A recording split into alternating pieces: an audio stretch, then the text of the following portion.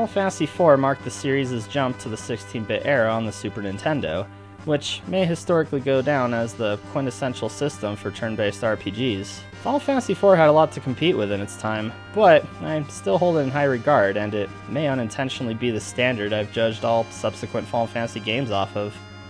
So, is it possible I may be feeling a bit too sentimental about this game? I mean, it has been a while since I played it. It could have aged poorly, like most beloved things I grew up with.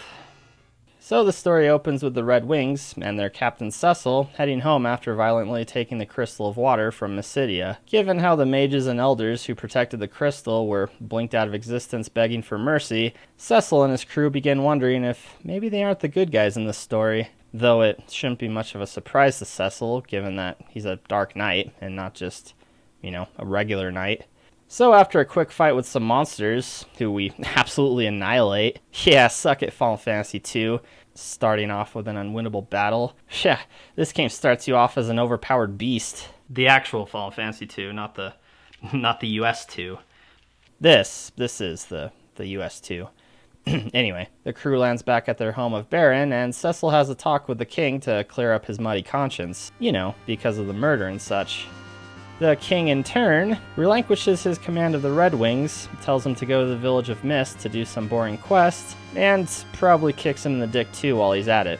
Kane the Dragoon steps in to be a bro and stand up for Cecil, but this only forces him into our party when we head out for Mist. Then... thanks game. I needed a refresher after everything that's happened. Right, so starting the game proper, and where did all my awesome spells go? Oh man, King must have kicked Cecil in the dick harder than I thought. So the king sent us to the City of Mist with a package. Once there... Oh no. This isn't... Oh. Yeah, our own king ordered us to bomb a village full of people, with only a small child named Rydia surviving the destruction. See, already this game is playing against expectations. You're a powerful bad guy, and the kingdom you're fighting for is ruled by a tyrannical king. You're sent on a quest, but it's more like punishment for questioning royalty, and in the end, it leads to causing the death of innocent people. Rydia is obviously a little upset, and also a summoner. A summoner who doesn't know her own strength and causes a quake that separates us from Kane. So Cecil has no choice but to take Rydia. Is she in my inventory now? Hilariously, she apologizes for causing us to fight Baron soldiers who've come looking for her. Nah, it's cool, Rydia. I'll call us even. Exploring the next stop, some sort of desert town, we find... Rosa? The hell are you doing here? Rosa is Cecil's girlfriend who lives in Baron, but now she's here and needs a sand ruby to recover from her injuries, and those can only be found in the lair of the antlion? Oh, for fuck's sake, I leave you alone for 10 minutes. And on our way, we run into a crazy old magic man. He's hunting down a bard who tricked his daughter into running away with him. Whilst camping out, Cecil tells Tella here that he's trying to save his main squeeze's life. To which Tella says he's journeying to prevent his daughter from getting married to a bard, and that clearly they're both in a hurry. I think my problem is a bit more dire. So the band gets to the city of Damsayan, where already the king of Baron has the place bombed out of existence, killing Tella's daughter, and, unfortunately, sparing the bard who is going to marry her. Tella's ready to throw down, though, and attacks Edward the bard, while name-dropping YouTube personalities. I don't get to control this fight, by the way. The game likes to incorporate the battle sequences into its story beats, though it would have been funny to let me, as Tella, beat the crap out of Edward. Fortunately, Tella's daughter still has some breath in her, and explains that she and Edward love each other, but Golbez, the new captain of the Red Wings, blew them up before they could elope. Oh yeah, and he took the Crystal of Fire from the town as well. Tella leaves to get his revenge, and...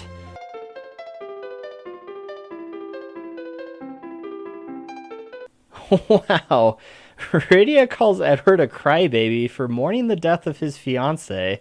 You just know you're the worst character in an RPG when the little girl who just lost her mom calls you the crybaby. Even Cecil gets in on the action and slaps some sense into Edward. God, he even looks pathetic in his menu portrait. See, look, Rydia got over her loss pretty quickly. So all that being said, Edward is in our party now. What a odd group we've assembled.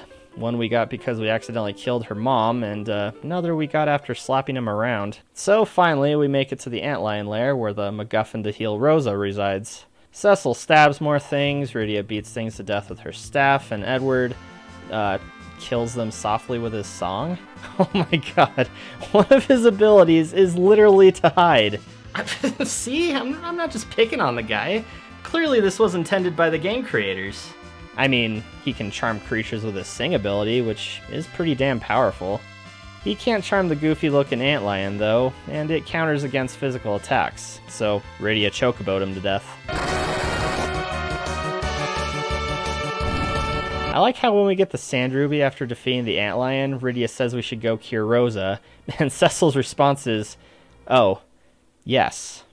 Like, did you forget or something, Cecil? Is it Cecil or Cecil? Rosa wakes up and wastes no time giving us our next quest.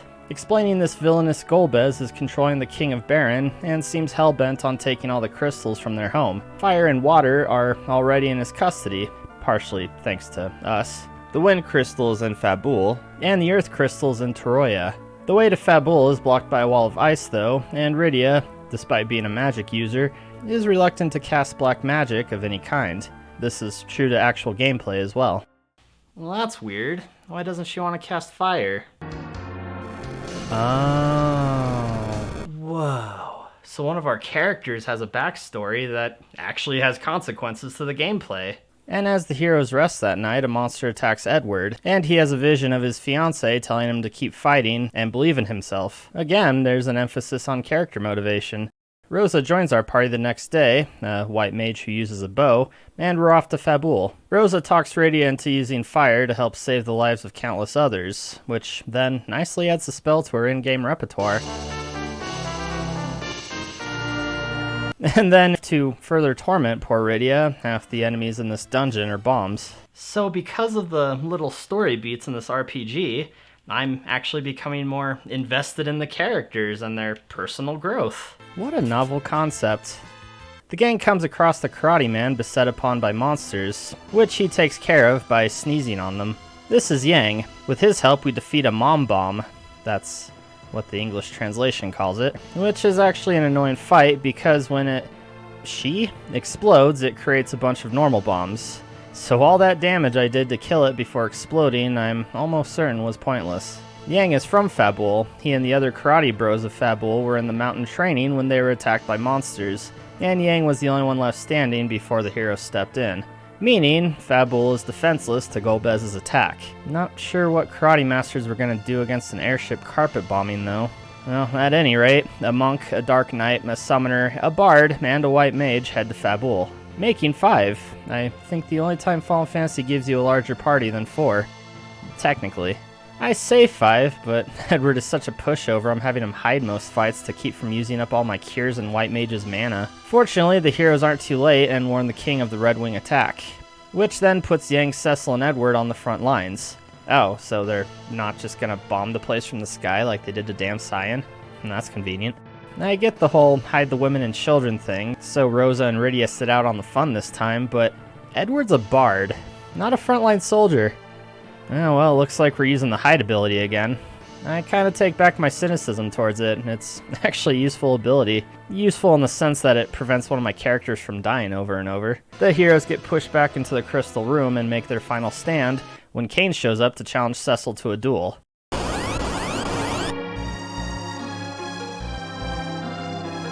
No! Kain, what's happened to you? No, really, since when could you do this much damage? Rosa shows up to snap him out of it when Golbez reveals himself to the group, and his brainwashing power over Kain, commanding him to take the crystal and Rosa with him.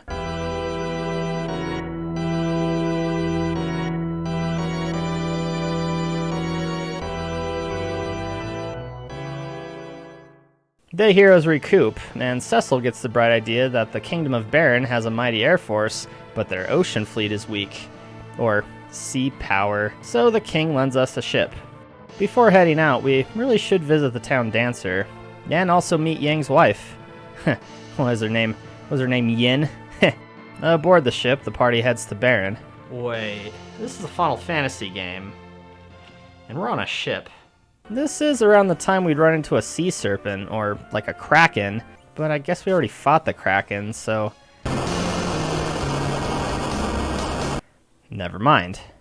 The ensuing chaos causes Rydia to fall overboard, Yang jumps in to save her, and Edward, he just kind of falls over. And Cecil washes ashore, once again completely alone, and on the outskirts of Mysidia, the town he and his soldiers attacked to steal one of the crystals at the start of the game.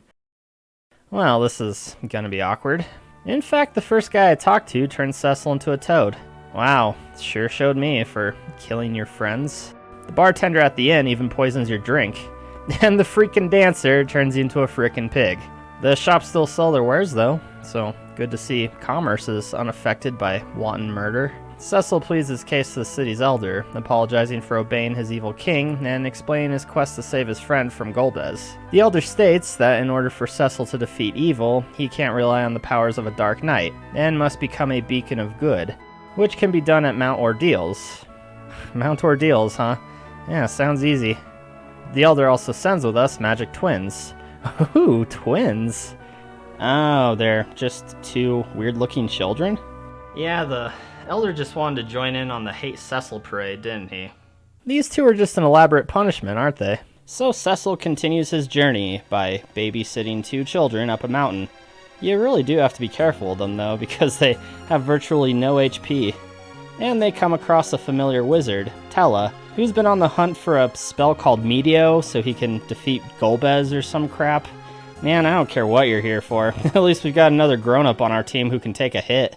Which will be needed against the next boss, Mylon, the elemental fiend of Earth who Golbez sent to kill us. Dude's apparently got a vendetta against Porum. He spends the whole fight sniping her with lightning bolts. Real asshole. You ever think about how much dead characters in boss fights are always a balancing act? Most life spells and items only bring them back with a few hit points, so you have to decide if you're willing to risk the resources to bring them back when the boss can just one-shot them as soon as you do. Not to mention it wastes a turn for one of your other characters. And in the case of the Mylon fight, I kept taking the risk, and it kept not paying off. You know what, you kids can just stay dead for now. I happen to know you're not going to be sticking around for much longer anyway. In a real dick move, Mylon becomes stronger after the heroes kill him, and gets a second fight as a back attack, which flips your formation, making the weaker characters more vulnerable. Quick! Wonder Twin powers activate! Form of a competent wizard. Flare? Oh, that's what I'm talking about! Why haven't I just been using the twin ability more often? Oh, right, because they keep dying. Now that that crap is out of the way, Cecil finally earns the right to become a paladin, by conquering the darkness from within, or whatever. Meaning a duel between Dark Knight Cecil and the new transformed Paladin Cecil, clearly representing Cecil's atonement for his past sins and facing his internal darkness. Very Carl Jung. Or, for the more nerdy inclined, this is Cecil's Dagobah cave. You're even prompted not to fight back. Your weapons. You will not need them. It's a shame the game straight up tells you that instead of making you figure it out on your own.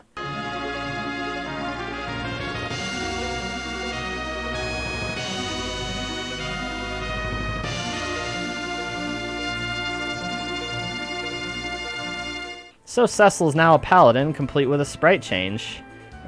Aesthetically unappealing sprite change. Ugh. It's like he stabbed a clown and it bled a rainbow all over him. That rainbow of all the bad colors. Oh, and after Cecil's life-changing transformation, Tella just happens to learn Medio, why not?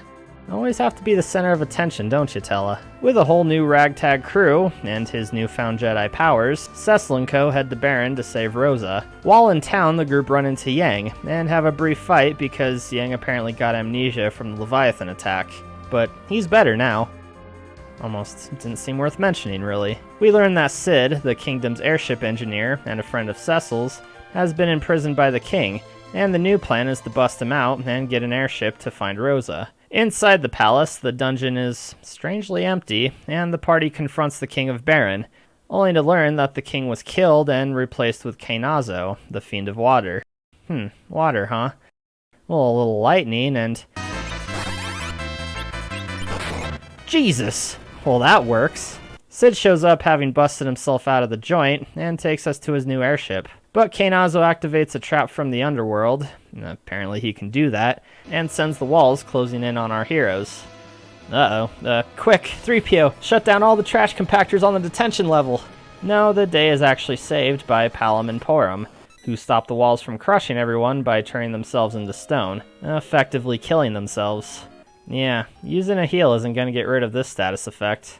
It's a nice touch that Tella actually tries it, though.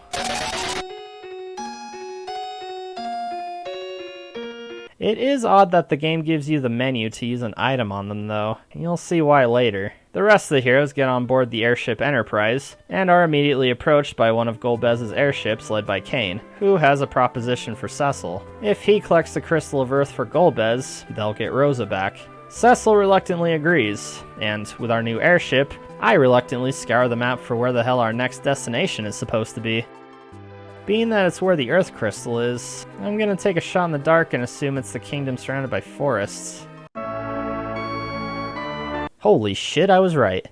Usually that doesn't happen. So at the Kingdom of Troya, we meet a perverted old man spying on bathing women, an underground black chocobo ring, and the most crowded RPG bar I've ever seen, with a secret backstage show where I think Cecil gets a lap dance. None of this is pertinent to the plot though, so moving on to the whole Earth Crystal heist. Troya is led by 8 clerics, and guarded by dancers. Weird. They tell us that the Earth Crystal has already been stolen by a dark elf. Unfortunately, the squirrely dark elf hid inside a cave and has sealed it with a magnetic field, causing all the metals inside to become unwieldy, essentially rendering Cecil useless. But luckily, we have a mage, a monk, and a Cid with us, so this shouldn't be too difficult. Hey, the Dark Elf looks like Astos from Final Fantasy 1. He promptly knocks the party down with a BS combo of spells. Oh, must have heard what I said about his looks in the first game. Looks like a fucking dork. I guess it's worth mentioning at this point that at the palace we found Edward, still recovering from the shipwreck. Since he's a weenie, he didn't actually join the party into the cave, instead giving them the twin harp. One of 2 magical harps that transmits any music played into one out the other. It may seem oddly contrived, but that's because it is.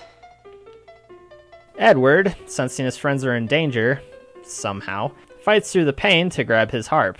Its tune playing through the party's twin harp and removing the magnetic field, allowing us to equip ourselves to the nines and beat some dark elf face. But Astos still has a trick up his sleeve as he turns into a dragon? What the hell is going on in this game? Well, we yoink ourselves an Earth Crystal, and Cain sends us to a tower in the sky where Golbez and Rosa are waiting for us at the top. Half a dozen floors of labyrinth-like mazes, monsters disguised as chests, monsters that only take damage from magic, monsters that summon other monsters, and not a David Bowie in sight. My favorite. To top it all off, the end boss is the Magus sisters, Sandy, Cindy, and Mindy. An admittedly interesting fight that requires some thought if you want to make it a little easier for yourself. As Sandy heals and casts Wall on Cindy, Cindy can revive the other 2 from death, and Mindy can cast devastating magic. It's an interesting dilemma of who you should focus on first. As for me, I opted to get rid of Cindy and then Sandy, and hoped Mindy didn't wreck me in the process.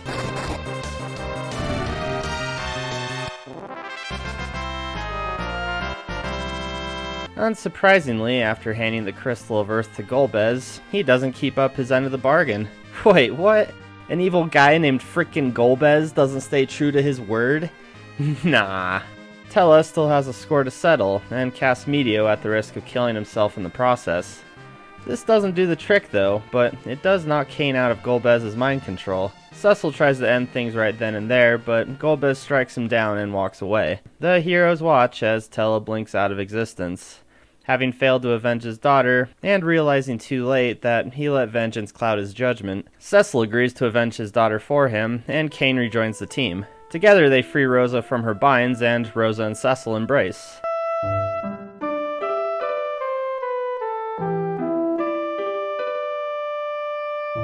And Cain gets a little jelly, admitting that even when hypnotized, all I wanted was to have Rosa to himself. Boy, things got awkward around here. Regardless, they take their leave and are attacked by Valvalis, the Fiend of Air, who the Magus sisters were actually the underlings to. And that's funny, because they certainly put up much more of a fight than she does. Again, the Elemental Fiend uses her powers from the underworld to screw the team over, but luckily, with Rosa back on the team, she uses her exit spell and sends them back to Baron. Cecil is concerned that Golbez now has all 4 of the crystals in his possession, but Kane explains that there are actually 4 other crystals. The Dark Crystals. Oh, right, the Dark Crystals. Looks like we're gonna have to hunt down some Skeksis. So these other crystals reside underground, and when they're all gathered, a passage opens to the moon. What? Whoa, whoa, whoa. One thing at a time here. Go underground and get 4 other crystals. Got it. How do we get to the underground? Well, we got a magma key, but where we're supposed to use it, the game leaves up to the player to find out, aka use a walkthrough. Ah, of course, we need to go to a town hidden on a tiny island. This town's claim to fame is a well that is supposedly bottomless. Well, we'll just test out that claim by throwing our super important magma key into it, which causes an earthquake, and now there's a big gaping hole in the earth big enough to fly into. It all makes sense. Not long after exploring the underground, the heroes are forced to land, thanks to the Red Wings fighting against a mysterious army of tanks. The tanks belong to the inhabitants of the underworld, the dwarves. The king of the dwarves explains that 2 of the 4 dark crystals have already been taken, but the one hidden behind his throne is still safe. Sid pieces out to fix the Enterprise, and the heroes check on the Dwarf King's crystal, only to find its shrine inhabited by living dolls.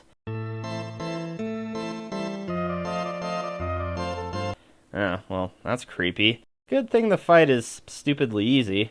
Golbez shows up and, unprovoked, decides to tell us his evil plan. Turns out all 8 crystals are the key to reactivating the Tower of Babel, an ancient structure that can transport people to the moon. Again, with this moon business, like, the hell is going on with this game? Creepy doll fights, dark elves that turn into dragons, the moon. The moon is said to hold great power, and therefore Golbez wants to reach it, being an evil guy and all. And now we have to fight him. Wait, the fight just started and he's already taunting us. Is that... We didn't even do anything yet!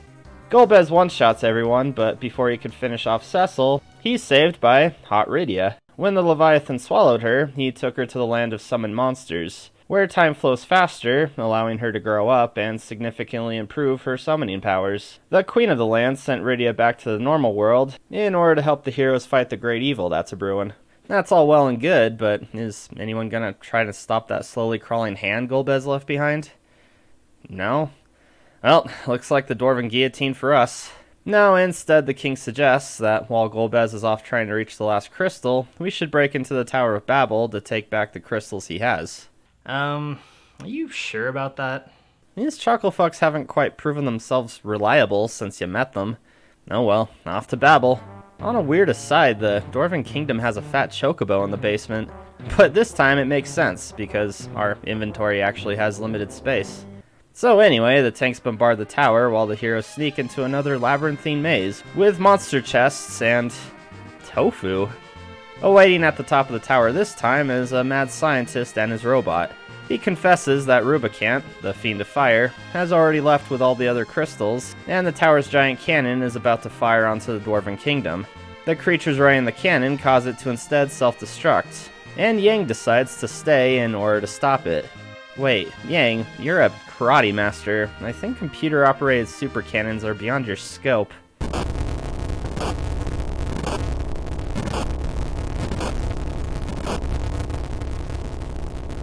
So Yang is gone. The heroes fall out of the tower, but are saved by Sid on a new and improved Enterprise. Once again, though, the Red Wings are on their tail, and they can't shake them. So Sid decides to leap into the hole, separating the underground with the upper world, and blow himself up, sealing the gap.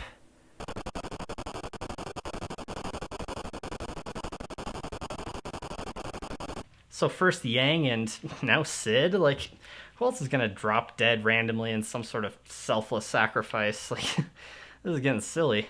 Next up is the ruins of Eblin, a kingdom whose inhabitants fled underground after, I assume, the Red Wings attacked. Kinda weird, since they don't have a crystal. The Prince of Eblin, Edge, is attempting to burrow his way into the Tower of Babel to save his kidnapped parents. Our 4-man party is looking awfully small, and we haven't gotten a ninja yet. though it is a little late in the game to be using the steal ability. With another full team assembled, we climb the Tower of Babel. Again. Man, this game and its damn towers. This time around, however, the tower is being guarded by black cats that can cause instant death. Probably the biggest dick move an RPG can pull is having basic enemies that can just instant kill you at random. You can grind all you want, fight as strategically as the game can allow, but nope, the random number generator gods decided you dead. Any dang way, a whole hell of a lot of life spells later, Edge finally finds his parents. But, I don't know, there's something off about them. These aren't just evil doppelgangers of Edge's parents, but his actual mom and dad, who've been transformed into monsters and brainwashed. During the fight against them, they regain consciousness for a brief period and off themselves before they hurt their son anymore.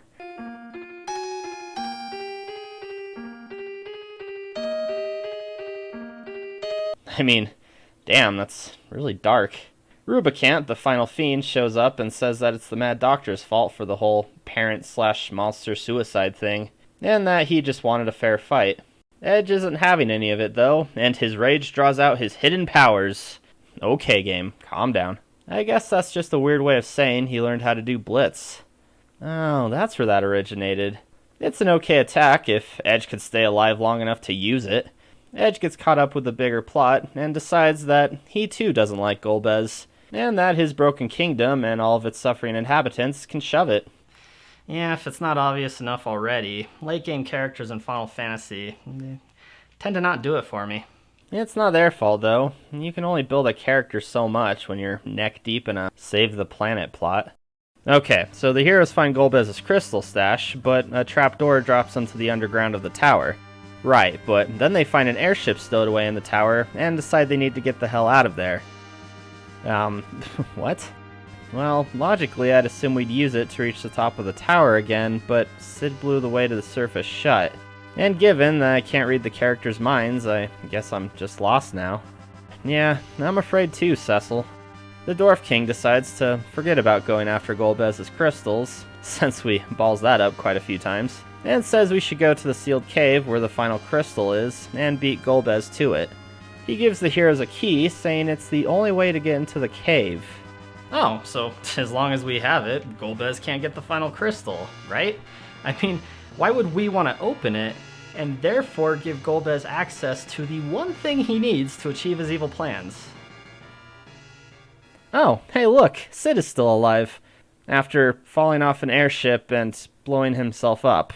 We have a full team, and he's still recovering, again from blowing himself up, so he's unfortunately not coming with. The game even pulls a dick move by making you think he's passed on before showing the Z's above his head.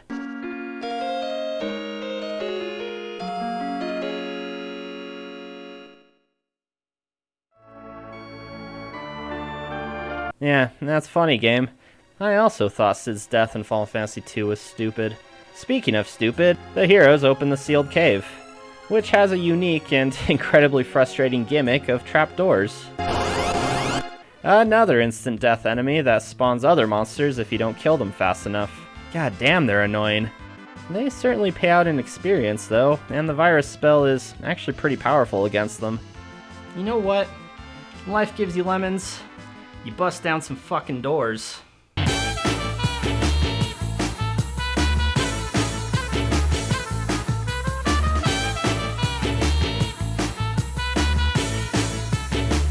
Better call the monster equivalent of the World Wildlife Fund, because I think trapdoors are now an endangered species. Come on, game, you got any other inanimate objects to throw at me? Oh my, a wall. I don't want to know what happens when he reaches us. He's getting pretty close. Rydia, no, we need your summons.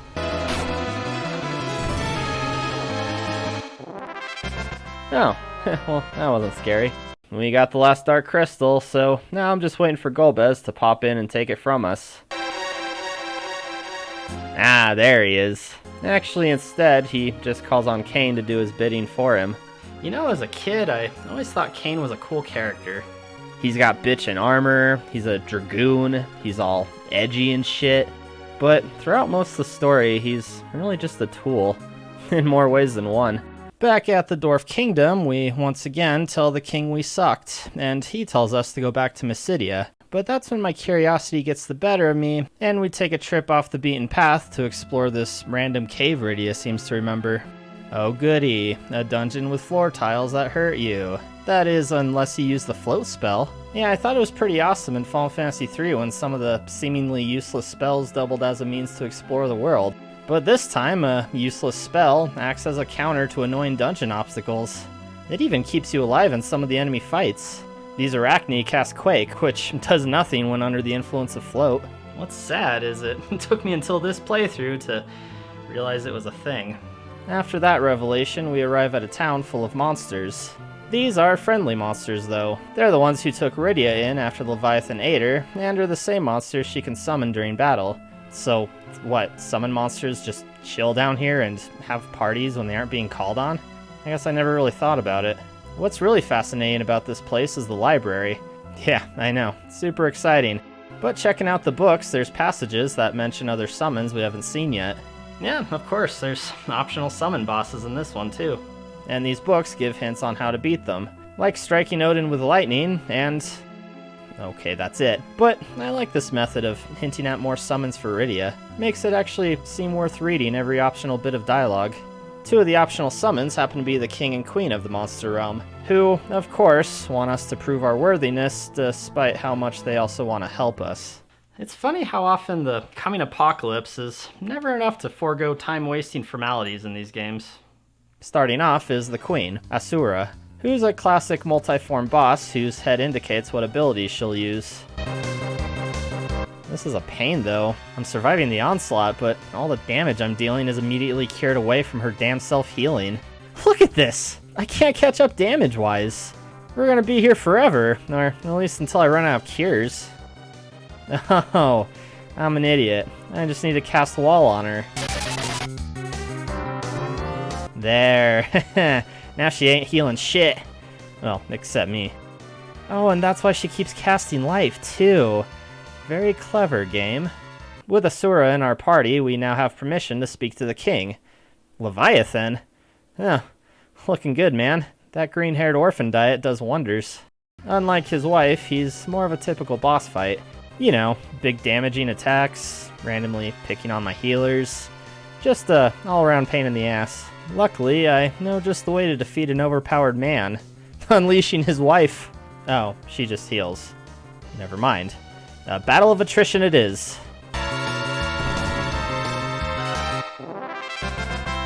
Well, that was fun. What were we doing before? Right, back to Mysidia. But wait, what's in this cave? Oh dear God, Malboros! And a home of the Sylphs, who've been looking after Yang, who also isn't dead, after the game made us think so. Yeah, in case you didn't notice, this game tends to do that a lot. I get that it's meant to free space in your party while allowing them to show up later, but they really overdo the fake death thing to do it.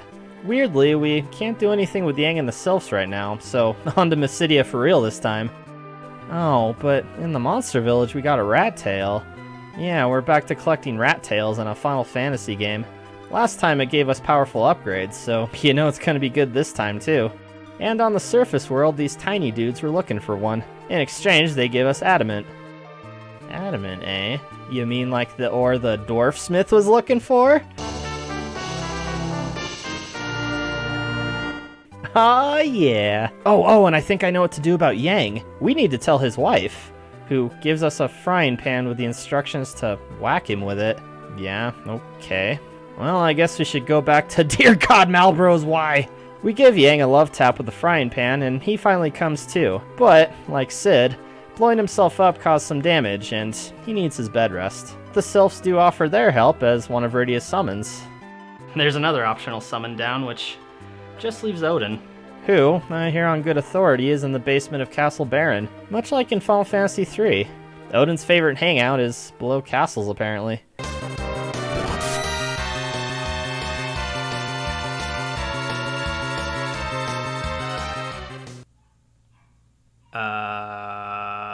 Alright, so Odin's gimmick is he's a timed fight. You only have a couple of turns to defeat him before he annihilates you. I don't like it. Even if I follow the advice in the library and use lightning, it just doesn't seem like enough. But somehow, eventually, I did it. Okay, so we got the optional summons. Traded a rat tail for a bitchin' new sword. Mysidia. Right, Mysidia. The heroes meet up with the Elder, and he and the other mages have a headbang session to summon a spaceship? The Big Whale, as it's called, is the team's ticket to the moon. And, yep, this is the moon, alright. After all these years, it still seems really weird. The game up to this point was pretty grounded in its medieval fantasy setting, and then here's the moon. Not that it isn't rad, though. The moon's a hell of a place to end a game on. Inside a moon lair, the heroes meet Fusoya, a moon wizard. He gives us a little backstory of the moon's creation and its people, the Lunarians. Mate, I don't even care about the history of whatever planet we just came from. Just get on with it. In typical Final Fantasy fashion, Fusoya reveals that the main baddie isn't really Golbez, but instead he's being mind-controlled by a Lunarian named Zemus. When the Lunarians discovered the Earth, the beings inhabiting the planet were still primitive, so were left alone. Zemus, however, wanted the planet to himself and was put into a deep slumber by Fusoya. Regardless, he's attempting to unleash the power of Babel to annihilate the Earth's inhabitants, yada yada yada. Cecil's dad was a Lunarian. Yeah, Cecil is a descendant of a Lunarian who fell in love with an Earth woman. The voice that spoke to Cecil when he became a paladin was actually his father, imbuing him with the power to defeat Zemus. Huh, yeah, real nice of Dad to explain all this to us instead of being all mysterious and shit. So it's back to the Tower of Babel. Oh man, but we just got to the moon! You know what? Screw saving the world. I'm going to explore this moon cave. Oh, Bahamut's inside. His fight gimmick is he has a countdown to when he literally nukes the whole party. Luckily, I put wall on everyone. Except Fusoya. Aw, his death sprite is adorable. Right, now we have every summon. Man, who'd have thought Rydia would be our MVP? These summon spells are no joke. Back on Earth, the heroes are too late, as the Giant of Babel has been summoned.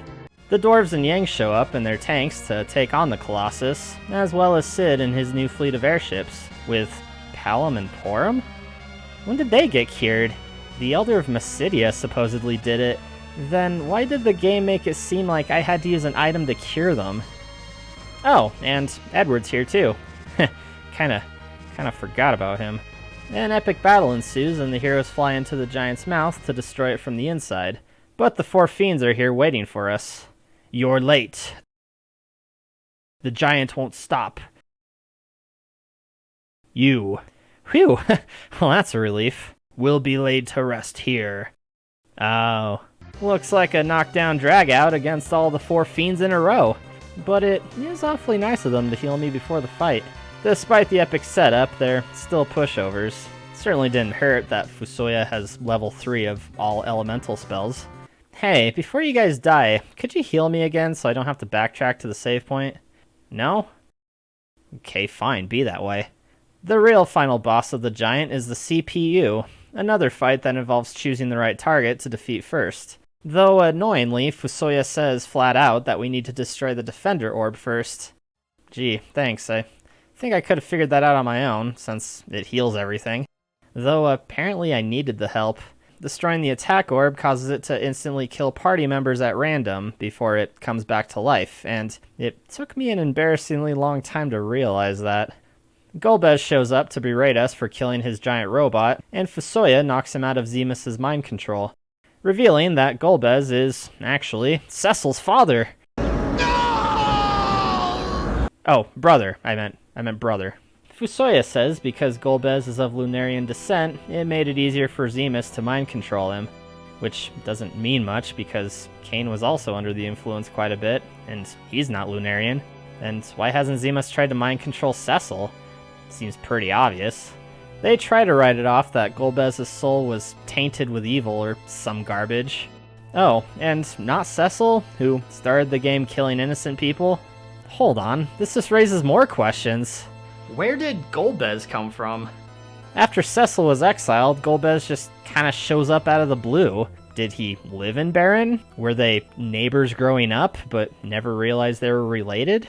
Oh, and speaking of Kane, after Golbez and Fusoya peace out to go after Zemus, he shows back up to help the heroes escape a now collapsing giant.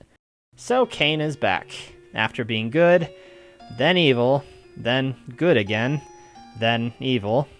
But this time he's finally come to his senses. For real this time. Super serious. Yeah, took the words right out of my mouth, Edge. A determined Cecil says he'll go to the moon to defeat Zemus himself. I mean, yeah, what else are we gonna do, Cecil? Go home and leave saving the world to a ex-villain and space Gandalf?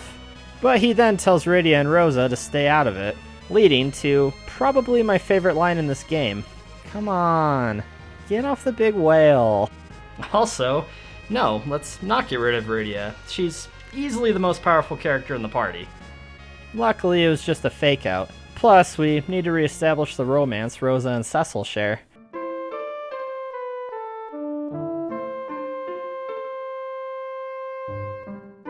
No, isn't that sweet?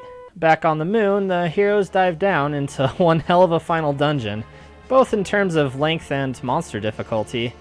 Though, to be fair, we never did any real grinding in this game. Guess I'm just that good. Yeah. But seriously, there's dragons, behemoths, dick fossils, breath, and...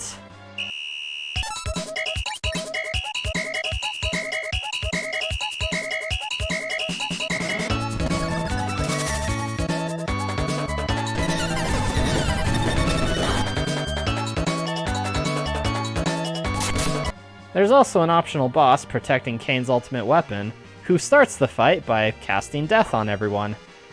Yeah, that's cool. But after all that, the heroes finally make it to Zemus' lair. Oh man, and what timing! Fusoya and Golbez just started their fight against him. What the hell? Golbez barely has 3000 HP? The two actually win the fight thanks to Medio, and that's the game.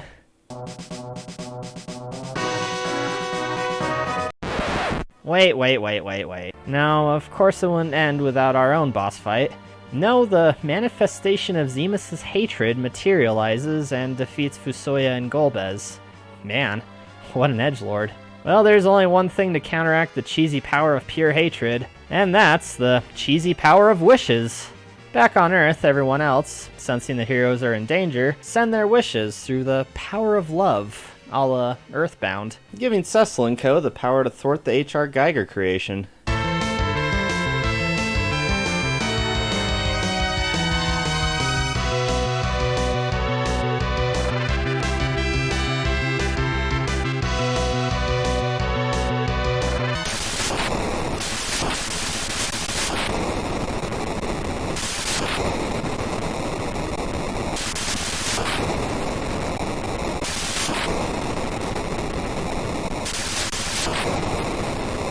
After the smoke clears, Zemus promises that he'll always be around, as long as evil exists. But Fusoya explains that with evil comes goodness to balance it, just like how with dark crystals there were light crystals. As there was an above ground, so there is an underground. Cecil fought with the power of darkness as a dark knight, so too could he conquer the light as a paladin.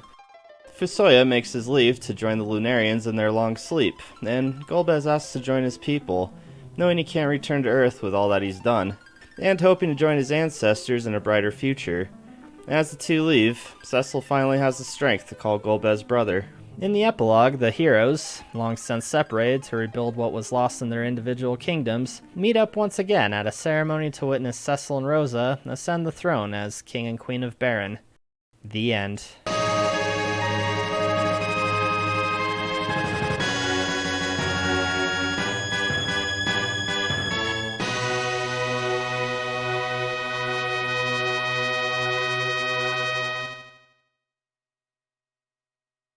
As I've said, I hold this game in high regard compared to the rest of the Final Fantasy series.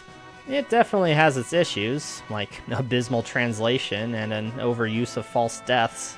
Counting them all, I think Edward, Rydia, and Yang are presumed dead after the Leviathan encounter, then the twins coming back to life after turning the stone, Yang later sacrificing himself in the Tower of Babel, Cid's hilarious recovery from blowing himself up, At least with Tella, he had the courtesy to just leave the party without making us think he was dead, and then actually died. I did give Final Fantasy II crap for pulling this kind of stunt too, but in their case, at least those characters were actually dead. Then there's also the annoying number of times Kain betrays and rejoins the group.